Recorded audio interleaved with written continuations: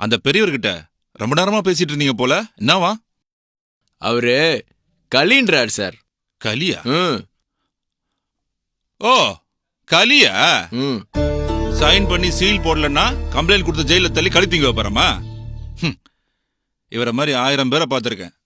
சொல்லிட்டு போங்க, போறேன் போங்க, போய் வேலையை பாருங்க, போங்க. சார். ம் அப்புறம் இன்னொன்னு ஏதோ சொன்னார் சார். என்ன சொன்னாரு?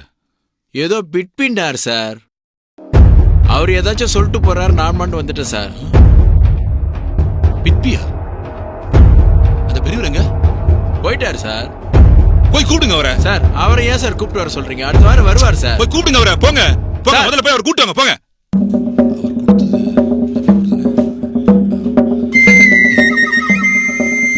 ஐயா ஐயா ஐயா ஐயா ஐயா ஐயா ஐயா மன்னிச்சிருங்க ஐயா. ஐயா மன்னிச்சிருங்க ஐயா. ஐயா ஒரு நிமிஷம் இருங்க ஐயா. இப்போ உங்களுக்கு கையெழுத்து போட்டு சீல் போட்டு கொடுத்துறேன். குனியா, யோ குனியான்றேன். ஐயா இனிமேல் லஞ்சம் வாங்க மாட்டேயா, மன்னிச்சிருங்க.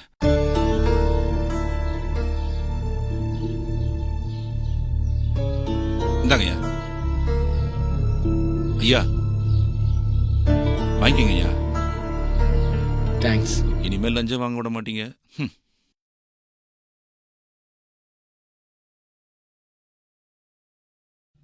இவர் யார் சார், இப்படி பயப்படுறீங்க? பிட்பிங்கிறது public interest disclosure and protection of informer resolution. இது நியூ டெல்லியில் இருக்கு. அவர் மட்டும் நம்ம லஞ்சம் வாங்குறோம் நாங்க கம்ப்ளைண்ட் கொடுத்தாருன்னு வச்சுக்க, நம்ம வேலையே காலி. சார் தப்பிச்சோம் சார். வாங்க. நம் நாட்டின் சீரழிவின் அடையாளம் தான் லஞ்சம், ஊழல். இதை சகித்துக் கொண்டு போனால் அதுவே பழக்கத்திற்கு வந்துவிடும்.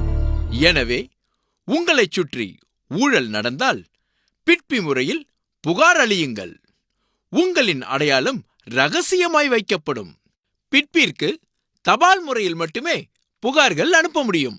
சிவிசி போர்ட்டலில் புகார் அளிக்க வலைதளத்தின் மூலம் அளிக்கலாம். ONGC சார்ந்த புகார்கள் தபால் அல்லது வலைதளம் மூலமாக மட்டுமே பெறப்படும்.